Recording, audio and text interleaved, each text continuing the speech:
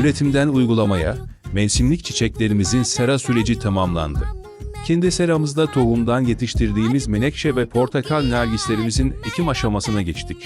Bitki sağlığı için en kritik olan bu geçiş döneminde, fidelerimizi uygun toprak yapısı ve can suyu ile buluşturarak yerleşimlerini tamamlıyoruz.